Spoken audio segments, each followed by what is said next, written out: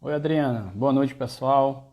Adriana, quando você entrar, solicita o pedido, por favor. Eu não recebi aqui.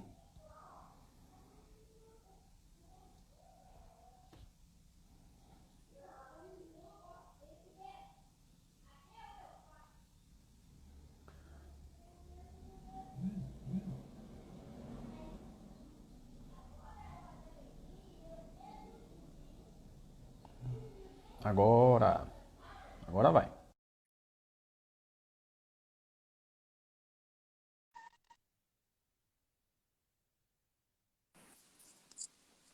Boa Olá, noite. boa noite. Tudo bem? Tudo bem, e você? Tudo jóia. Quanto tempo, né? Quanto tempo é?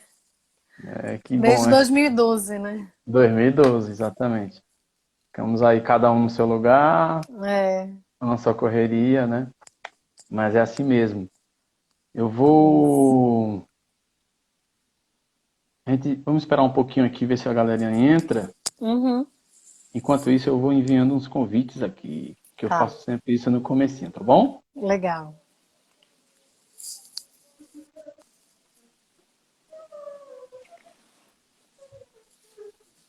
Rapidinho, o pessoal vai entrando.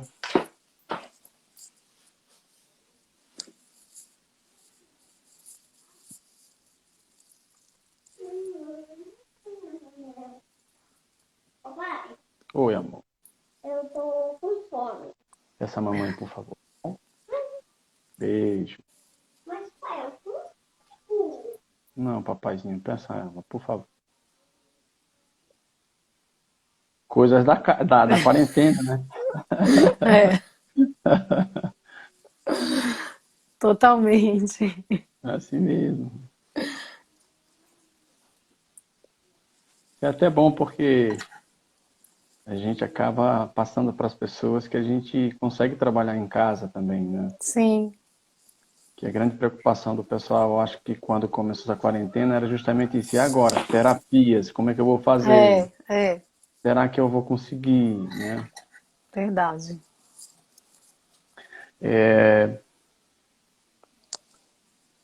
Adriana, um grande prazer ter você aqui na nossa conferência, Prazer é né? meu. A gente ficou muito feliz quando você aceitou o convite e a gente está aqui para tentar passar para as pessoas que estão em casa, profissionais, pais, a importância de várias terapias, do acompanhamento desse processo terapêutico por vários olhares, mas com um único direcionamento, que é a melhoria da qualidade de vida dessas crianças.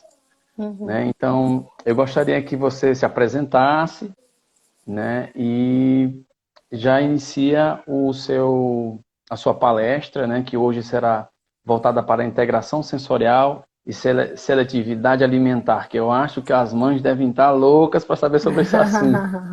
Né?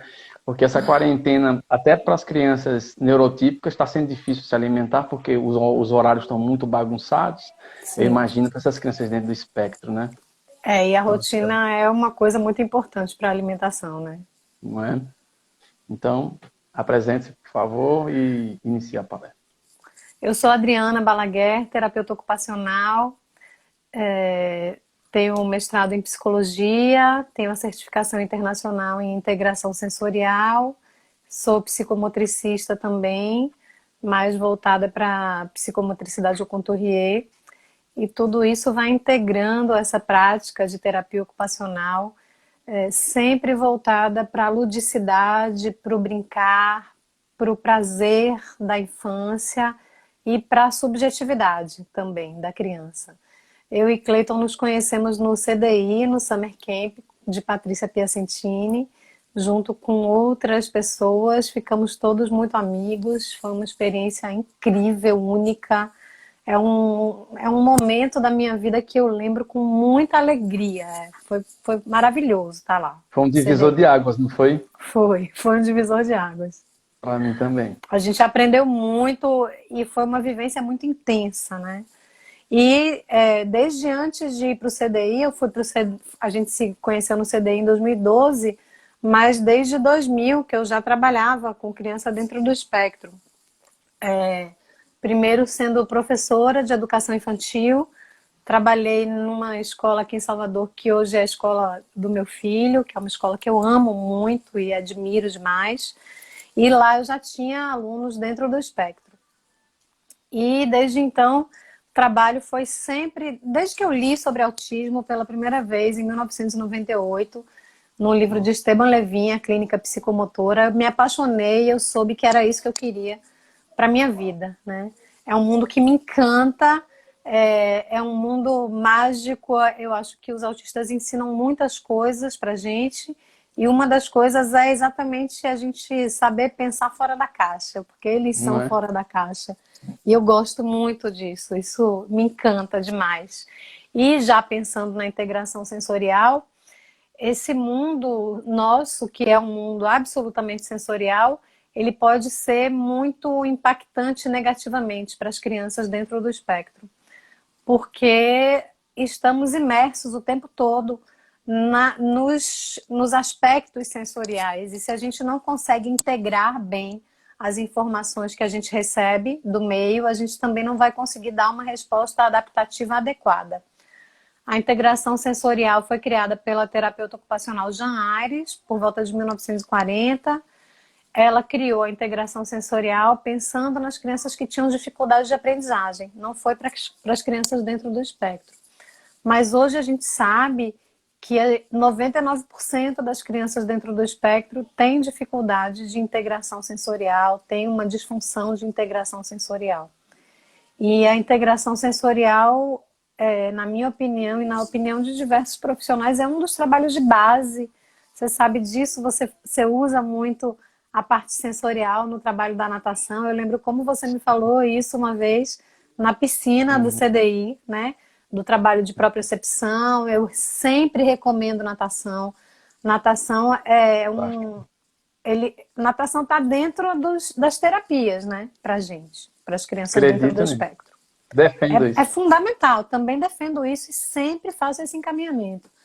Então, quando a gente está desorganizado sensorialmente, esse mundo é muito aversivo, principalmente para as crianças que Uhum. recebem excesso de informação, né? Que são overload, que ficam sobrecarregadas de estímulo, e essa sobrecarga de estímulo, ela pode se expressar de diversas formas, inclusive através de autoagressão, heteroagressão, e a criança ser taxada como agressiva, quando na verdade ela não é agressiva, ela simplesmente não está conseguindo dar conta daquele excesso de informação sensorial que ela está recebendo e não sabe o que fazer com isso. Então, pode ser uma criança com perfil de mais fuga, de agressividade, de fechamento dos sistemas sensoriais, onde ela dorme o tempo todo durante as atividades, porque não está dando conta. E a Uhum. integração sensorial vem trabalhar, quanto mais cedo, melhor, mas vem trabalhar com essas crianças, procurando integrar os sistemas para que elas possam oferecer respostas mais adaptativas ao meio. Muita gente pergunta, Adriana, e a integração sensorial? Meu filho vai conseguir mesmo melhorar isso aí? O perfil dele não vai mudar. Ele vai continuar, nós temos um perfil e o nosso perfil continua, mas ele vai integrar sim. Então, a gente faz a aplicação de alguns testes, como a SPM, por exemplo, que é a medida de processamento sensorial. A gente faz no começo e durante a terapia. E a gente vê como esse SPM muda e como esses estímulos estão sendo integrados com a terapia de integração sensorial. Nós temos 8 sistemas, pelo menos, né? Tem 3 sistemas que são os sistemas de base. Eu acho que vale a pena falar um pouquinho sobre eles, até porque para a gente entrar no assunto de alimentação, a gente vai ver que a alimentação é o corpo como um todo, não é só a boca. Muito pelo Perfeito. contrário, né? Então, a natação, inclusive, também pode ajudar muito nessa parte da alimentação. A gente vai entender por quê. Eu estou falando um monte aqui, viu, gente? Mas você pode me interromper e fazer pergunta. É que eu Tá ótimo. embalo e vou falando. Ótimo. Então, nós temos 8 sistemas sensoriais, pelo menos, que são tato, sistema vestibular, proprioceptivo, olfativo, gustativo, auditivo, visual e interocepção. Interocepção está começando a ser mais falada agora. é um sentido ainda um pouco misterioso, mas a interocepção fala do que a gente sente, das sensações internas do corpo, e eu vejo muitas crianças dentro do espectro com possíveis problemas interoceptivos, principalmente aquelas não verbais, que sentem dores e a gente não sabe o que elas estão sentindo, e elas ficam angustiadas e choram, e a gente não consegue entender o que é. Muitas vezes é uma questão da interocepção. E tem os 3 sistemas de base, que são vestibular, sistema tátil e sistema proprioceptivo. E por que eles são sistemas de base? Porque eles são a base para o desenvolvimento de todos os outros sistemas, e eles estão interrelacionados, todos os sistemas estão interrelacionados. Então, a maioria das crianças que chegam no consultório, elas têm alguma questão, alguma disfunção, em geral nos 3 sistemas de base, até porque eles estão interligados. E esses 3 sistemas de base organizam inúmeras coisas: comportamento, emocional, percepção do corpo no espaço, para a criança poder sentar, ler, escrever, poder se organizar socialmente. Ela tem que estar com esses 3 sistemas razoavelmente integrados. E pensando mais especificamente na alimentação, a alimentação não é só chegar, sentar e comer. Tem que estar, a integração sensorial tem que estar razoável para que isso aconteça. Então, tem alguns sistemas aí que precisam estar funcionando bem. Um dos principais é o sistema tátil, mas ele não é único nesse processo. Então, se a criança tem defensividade tátil, provavelmente ela vai ter seletividade alimentar. É um dos primeiros sistemas a gente avaliar, porque a gente tem a mesma quantidade de receptores táteis na palma da mão e dentro da boca, intraorais. As crianças que não dão conta de tocar em determinadas texturas também provavelmente não vão dar conta de comer aquelas texturas. Perfeito. Então, primeiro a gente precisa avaliar como é que está o sistema tátil dessa criança. É uma criança com defensividade tátil? Como é que ela lida com as texturas? E avaliar não só uma textura, avaliar todas as texturas possíveis.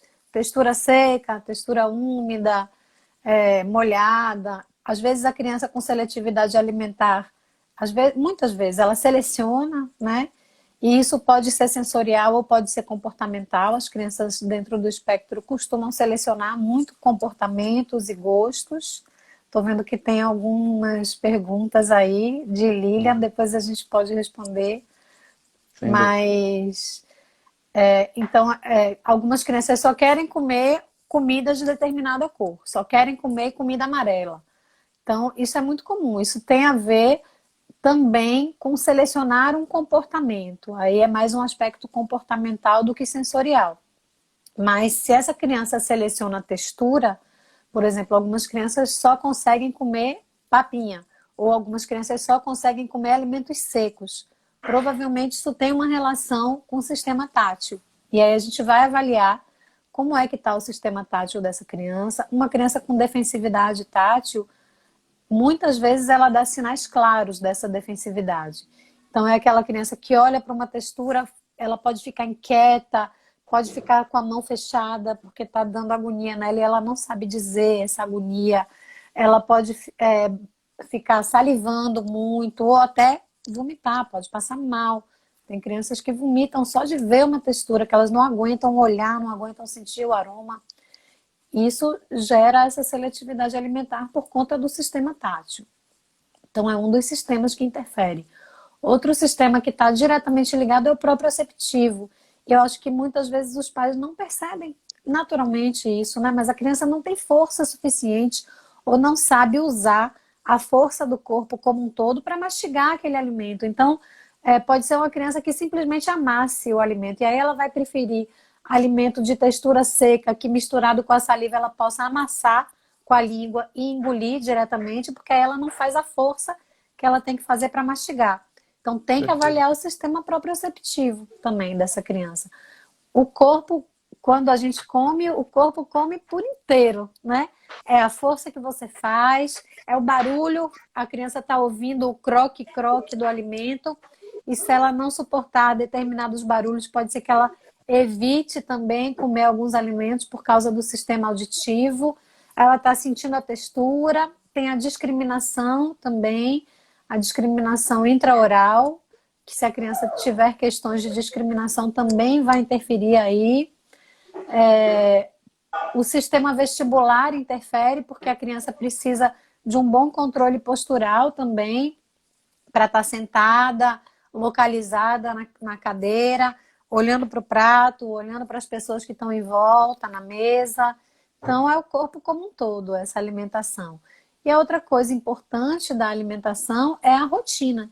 E nesse momento, na quarentena, eu estava falando isso ontem, o quanto pode ser rico esse ambiente da casa para as crianças. Eu acho que muitas das crianças que a gente atende, eles estão passando por dificuldade, por estarem sem as terapias, mas eu vejo muitos até melhorando em algumas das questões, porque estão com a família, estão com a mãe, estão com o pai, e estão amando estar com a família, porque no dia a dia eles não têm tanta oportunidade assim. E é exatamente nesse momento em que a gente precisa lançar a mão da criatividade. Então, que atividades a gente pode fazer em casa para melhorar a seletividade alimentar da criança? Primeiro, estabelecer a rotina. Todo dia vão almoçar juntos, jantar juntos. Se der para fazer todas as refeições juntos, melhor ainda, porque a criança precisa do modelo do adulto. Perfeito. Eu não jantava em casa há mais de 10 anos. Ah, não acredito. Poxa. Porque meu trabalho, eu tenho um período de trabalho que eu não consigo sair para jantar, porque é um atendimento atrás do outro até as 22 horas. Nossa. E há 10 anos que eu não jantava em casa. É uma experiência nova de novo. É maravilhoso, né? É fantástico. Aí eu fico pensando, imagina as outras, né? Você sim. pontuou um negócio muito importante agora. Tá sem a terapia, mas tem a família. Não, isso é fundamental. Eu acho que isso está sendo ponto de virada no cotidiano de algumas crianças, Fantástico. assim. Pensando especialmente agora numa menininha que eu atendo, que ela tem defensividade tátil, principalmente, ela não tem nenhum diagnóstico fechado, o principal é essa defensividade. E claro que a gente já vinha num processo grande de trabalhar isso, de integrar esse sistema. Mas durante a quarentena eu tenho acompanhado ela à distância, né?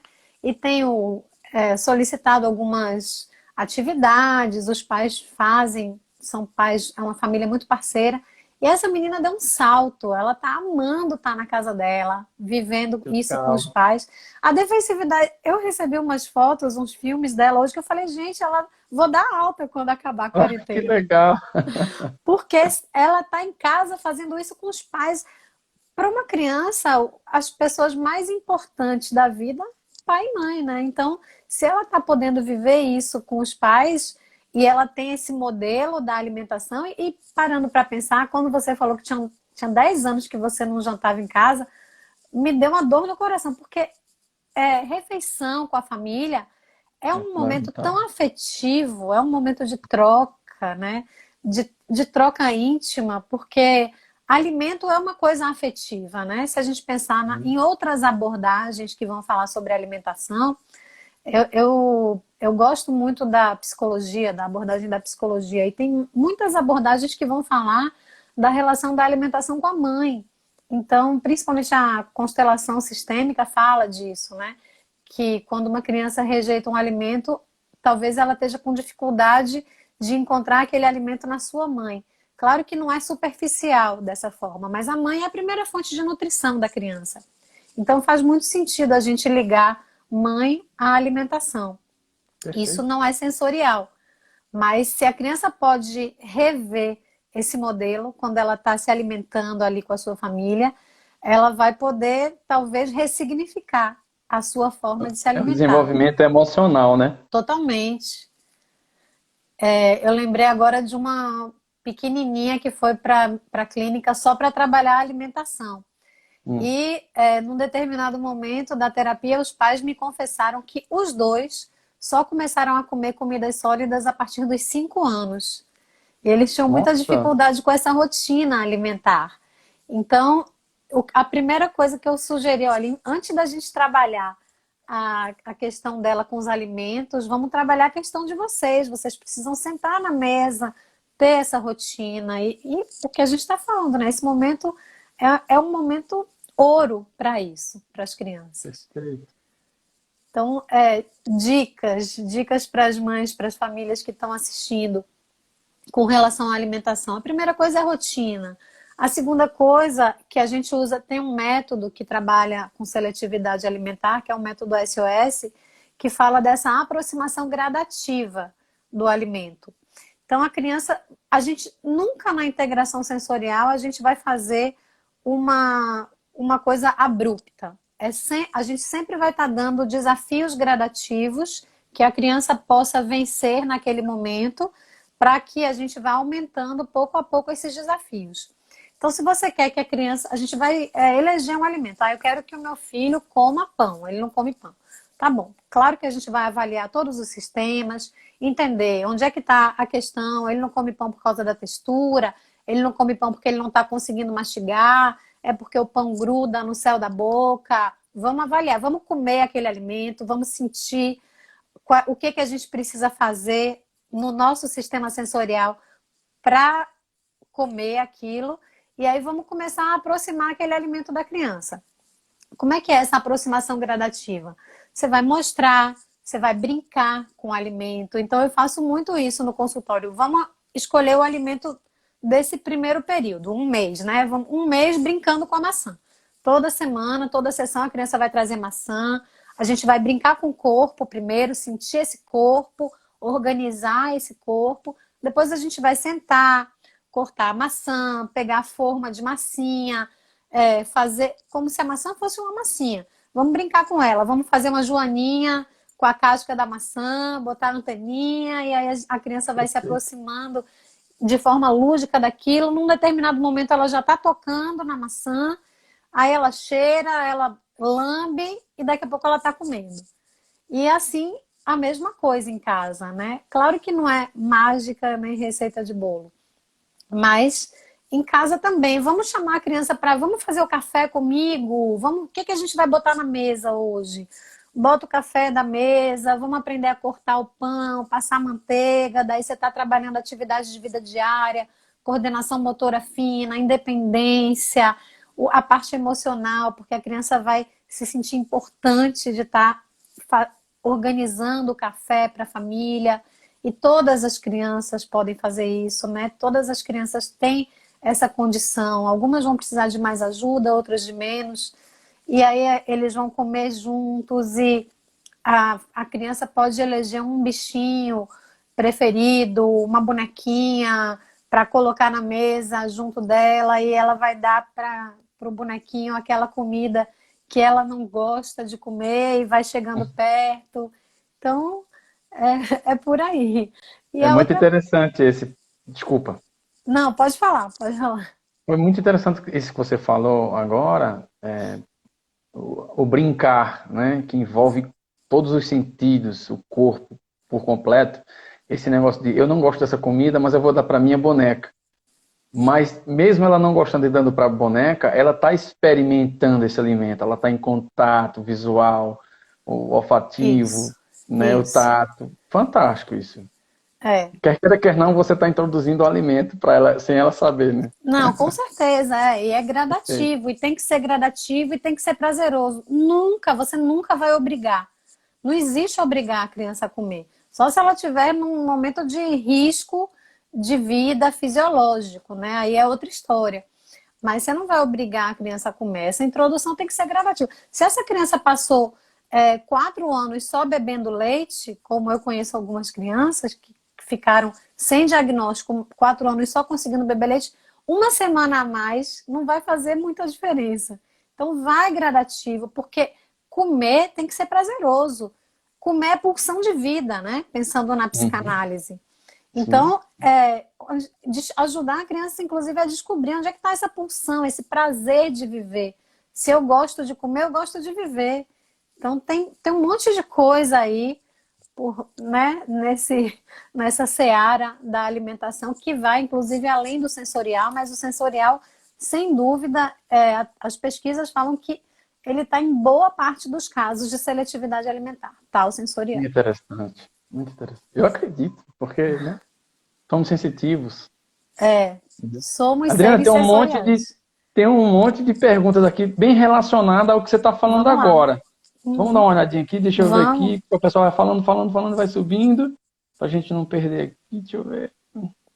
Eu vi que teve uma Tivemos pergunta muito. sobre compulsão alimentar. Lilian perguntou sobre compulsão alimentar.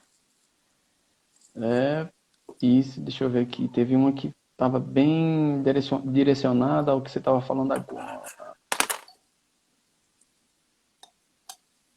Só um minutinho, viu, gente? A Pri perguntou aqui, ó. E quando não é identificado algo relacionado à textura, como você faz com essa seletividade alimentar? Eu vou avaliar a propriocepção.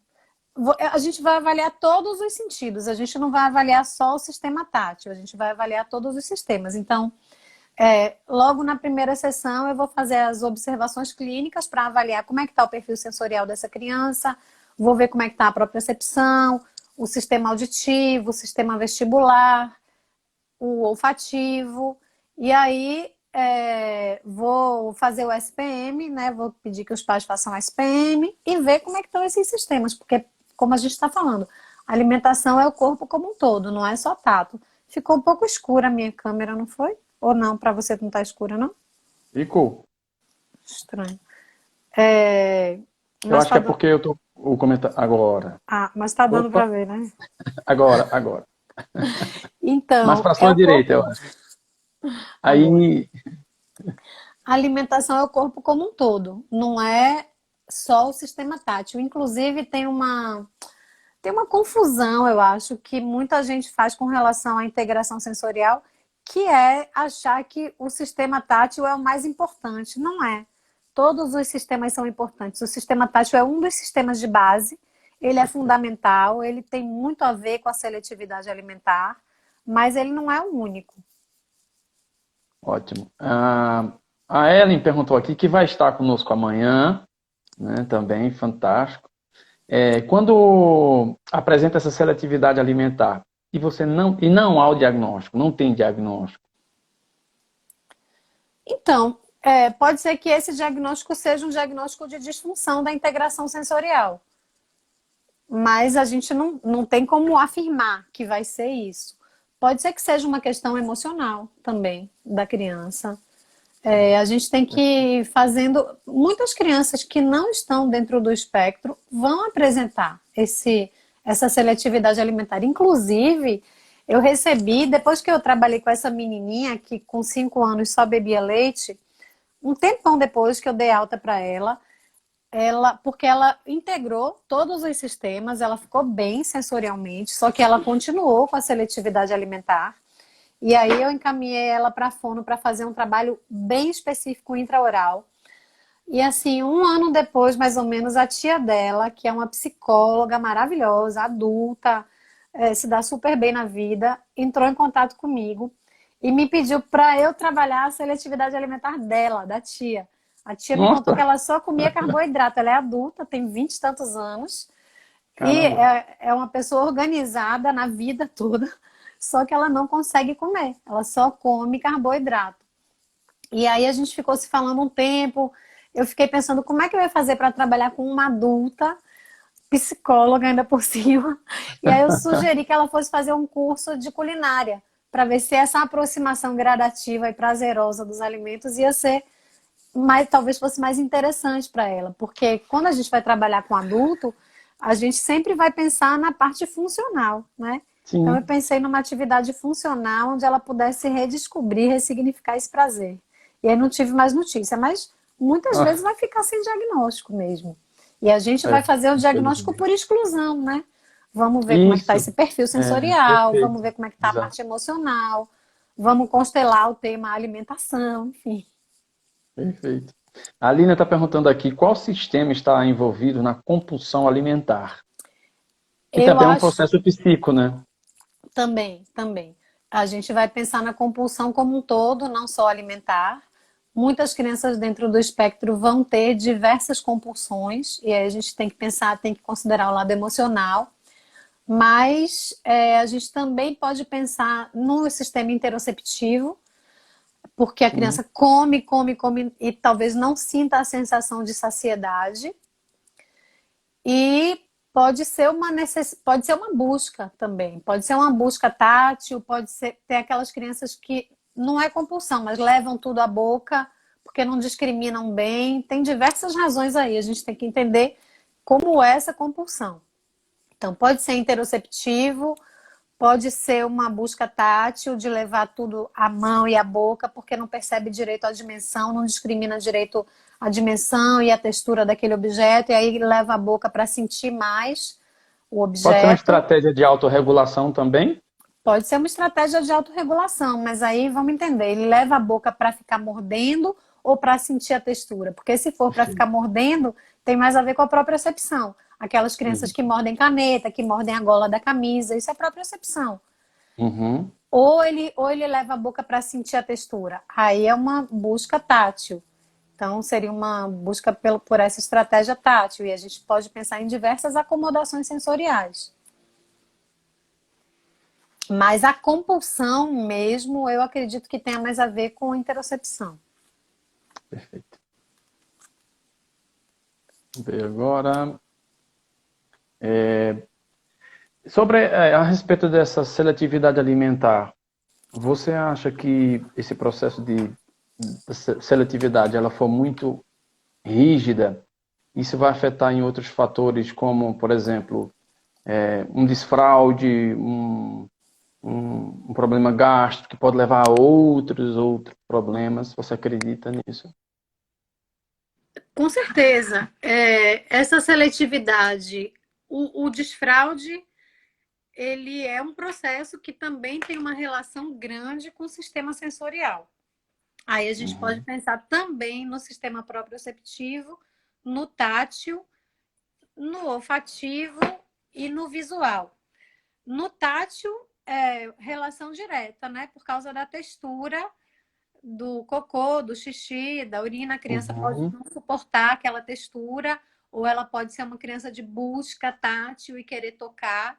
Então, tem uma relação direta e a gente também vai pensar em estratégias para acomodar. A gente nunca vai cortar sem cortar aquilo. Eu sei que a criança que busca textura, ela ficar tocando no cocô, para a família é muito desesperador.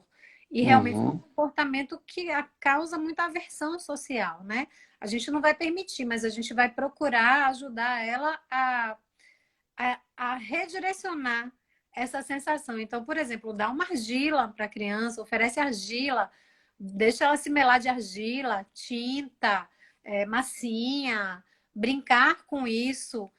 Eu lembro que eu fiz com um paciente meu a história do cocô, a história do banheiro e a história do cocô. E a mãe dele fez também, foi genial isso aí. Porque é uma criança autista que hoje ele é considerado autista recuperado por um médico, e ele estava com dificuldade no desfraude. E a principal dificuldade dele no desfraude era ligada ao sistema proprioceptivo. Por quê? Desfraude é motor, né? É controle dos Uhum. esfíncteres. Então a criança precisa perceber esse corpo, perceber a força que ela precisa fazer para expelir, para reter, né? Então, propriocepção é um dos sistemas de base para o desfraude, junto com o sistema tátil. E ele não percebia direito. E aí a gente criou uma história social. Eu gosto muito do recurso da história social. Eu lembro que Patrícia Piacentini falava muito disso na época que ninguém sabia o que era história social. E a Uhum. gente fez assim, a história do cocô. Ah, era uma vez... Patrícia tem um livro desse, né? De história social do uso do banheiro. Era uma vez não sei quemzinho, cocô é no vaso, muito bem, parabéns. Então, é um recurso que pode ajudar muito além do sensorial também. Mas pensando mais especificamente nesse uso do banheiro, a gente tem o sistema proprioceptivo, o sistema tátil e o sistema visual, que eu acho que muitas vezes passa batido, mas é importantíssimo para o bom uso do banheiro. Por quê? Eu aprendi isso com um paciente meu. Eu até falei isso na aula ontem. Ele recebe excesso de informação visual, ele se desorganiza muito com o excesso que ele recebe, isso deixa ele muito irritado, ele modula para mais, né, esse visual. e ele não estava conseguindo usar o banheiro. Mas é um menino super inteligente, estava mais organizado no proprioceptivo, no tátil. Por que que não, por que que não vai, né? E aí me veio a sacada. Ele não vai porque ele não está dando conta da profundidade visual. Ele não conseguia fazer xixi Perfeito. no vaso, porque ele olhava e parecia que ele ia cair ali dentro, né? Então, e muitas vezes a urina e as fezes ainda são uma extensão do corpo da criança, porque ela está elaborando isso quando ela é muito pequena, né? São as primeiras produções do mundo infantil, pensando na psicanálise. Então, era difícil para ele fazer xixi no vaso porque ele olhava e achava que ia cair. Aí a gente Nossa, se eu começou, cair aqui, né? é, aí a gente começou a jogar bolinha de papel colorido, bolinha de papel crepom dentro do vaso. Uma das Olha que legal. brincadeiras da terapia era essa, para ele olhar e ver que a bolinha cai, mas não vai se Nossa, perder não lá some, dentro. não some, né? E medo de entupir a privada da clínica, mas vamos em frente. Jogar bolinha de papel. E aí sugeri que a mãe fizesse em casa e jogar corante também. Joga corante azul, joga corante amarelo, porque aí ele vai melhorar essa noção de profundidade visual. Então, o sistema visual também pode interferir muito aí. Perfeito. A Bel pediu para você falar sobre um assunto aqui tão legal também. Deixa eu ver aqui rapidinho.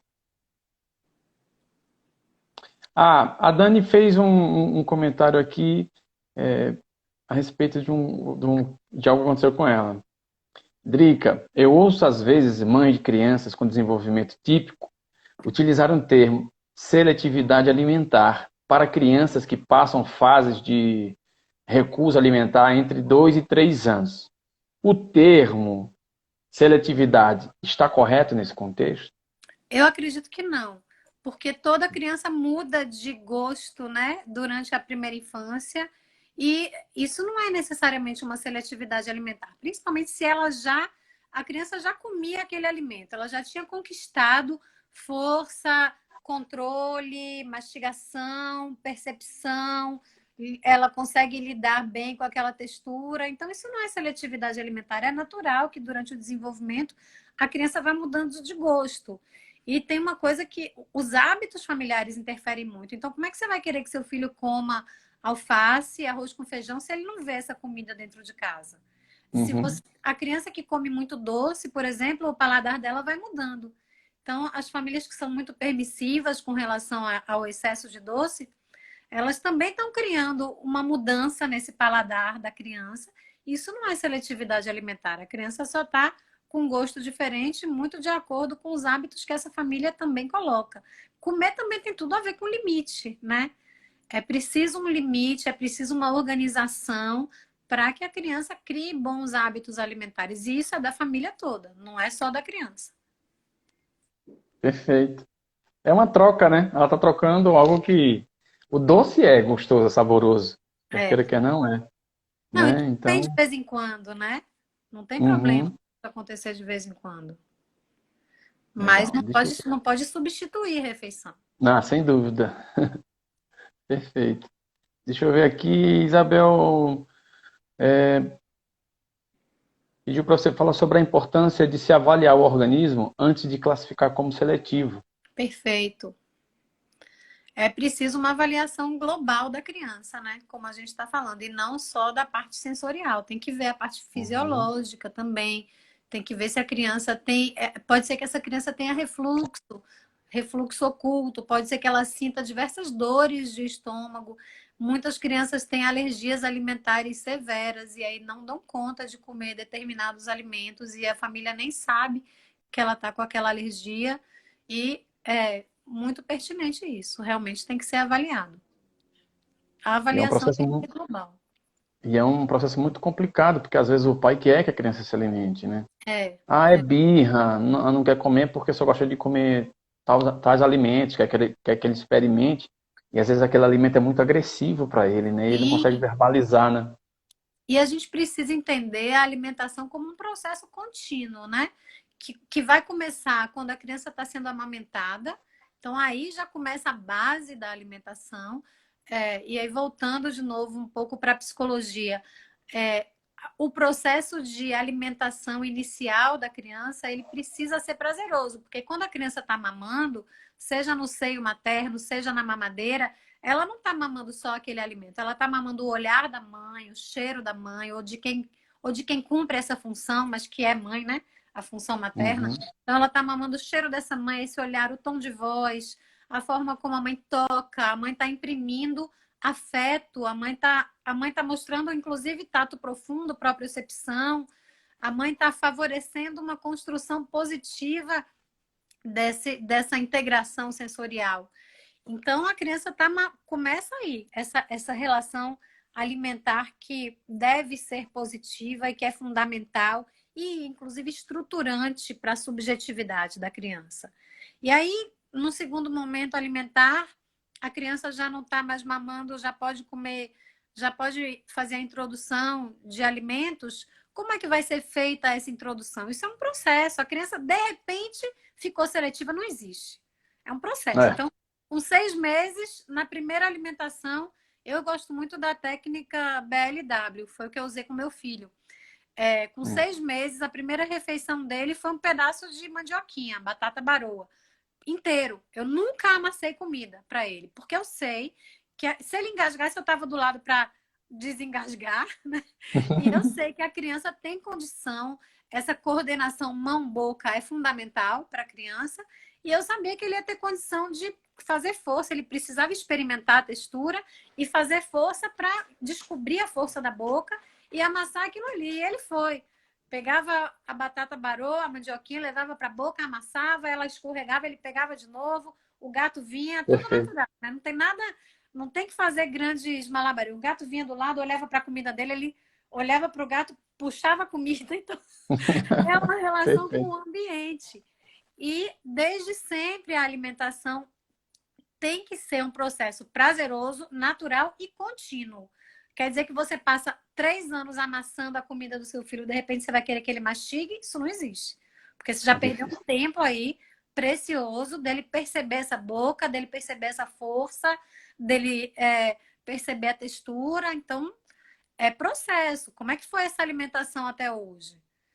E, de repente, ele começa a apresentar reações diferentes, fisiológicas. Você vê que ele está com refluxo, você vê que ele come e se sente mal. Então, vamos avaliar. Mas é processo, sempre. Tudo no desenvolvimento é processo. Isso também me lembra muito Patrícia Piacentini, né? Desenvolvimento é Hum. processo, não é produto. O produto vem a partir desse processo. Então, É é uma isso. construção, né? É uma construção. Nós temos uma pergunta lá em cima, eu acho. Você até comentou, mas deixa eu ver se eu acho ela. Tá. Você lembra de quem foi? Alguém que você conhece, eu acho. Eu? Deixa eu ver, peraí, tem que Quando tem procurar. compulsão alimentar, já fizemos.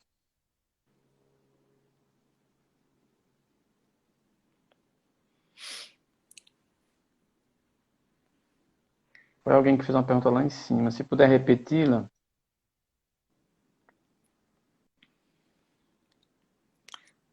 A compulsão também pode estar associada ao uso prolongado de determinados medicamentos, é outra possibilidade. Isso foi uma colocação de Hugo.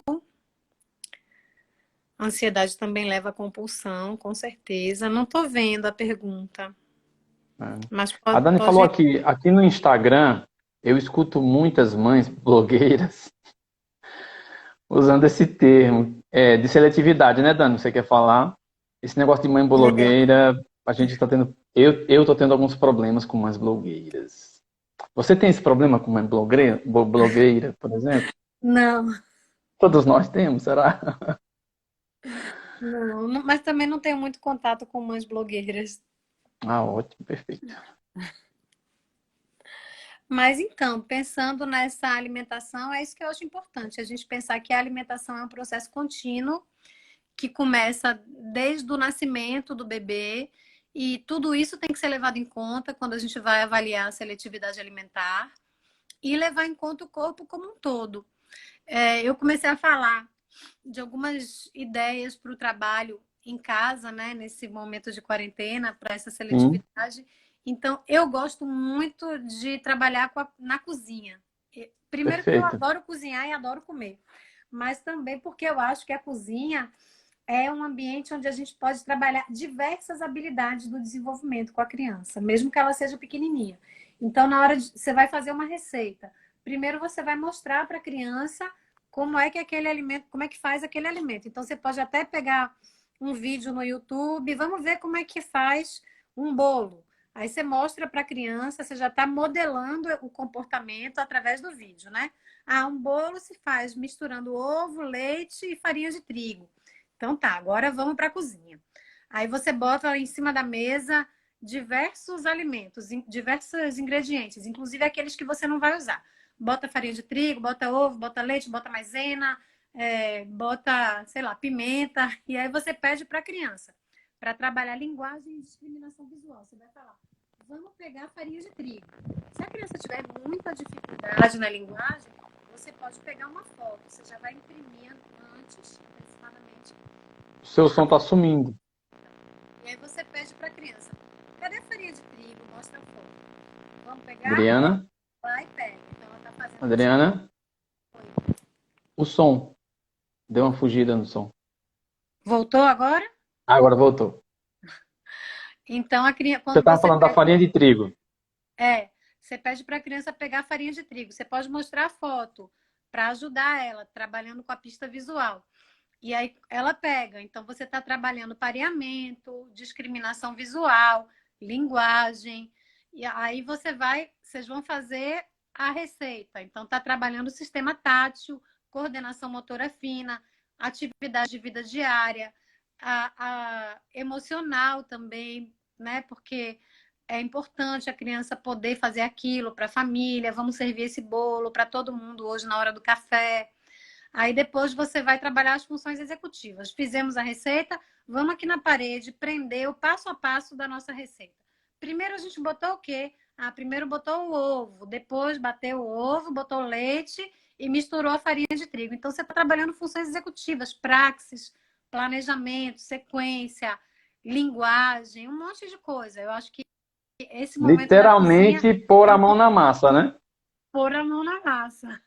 É um Legal. momento ótimo para trabalhar com todas as crianças, né? E aí você está trabalhando aquilo que a criança não gosta de comer, vai entrar na receita, porque ela vai se aproximar prazerosamente daquele aroma, daquele tato, e de repente ela vai começar a comer.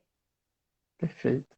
A Paula está perguntando aqui se o tratamento da seletividade alimentar é multiprofissional.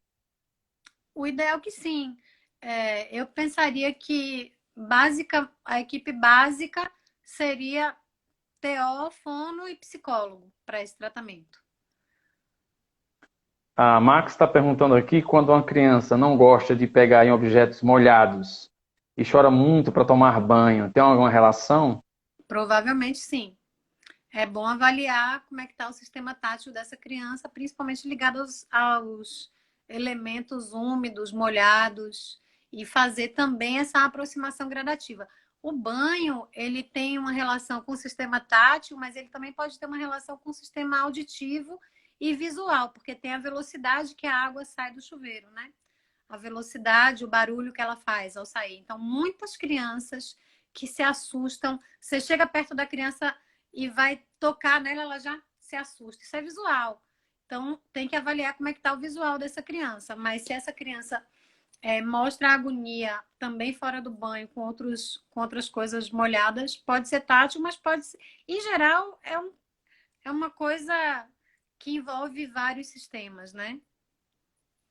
A Lu falou aqui, geralmente quando ela não come a fruta, ela come na receita do bolo.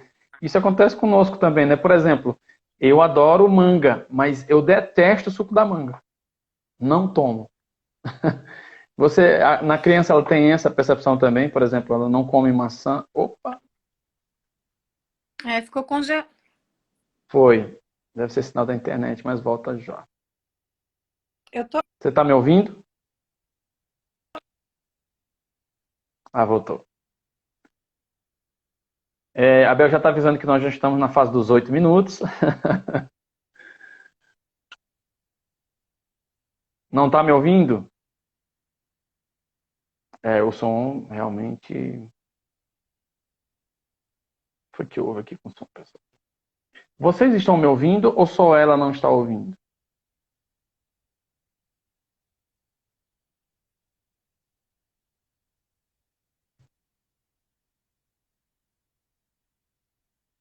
Deixa eu conversar com ela aqui. Ah. Pessoal, vou fazer o seguinte. Nós vamos... Deixa eu falar para ela que eu vou encerrar.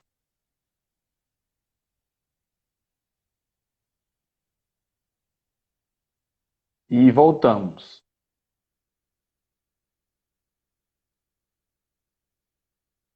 Eu vou falar para ela que nós vamos encerrar, porque já deu 1 hora.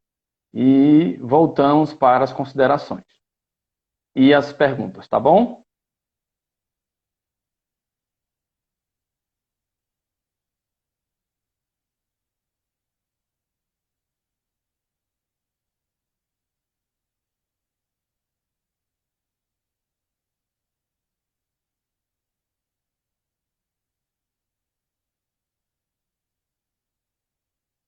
Ok.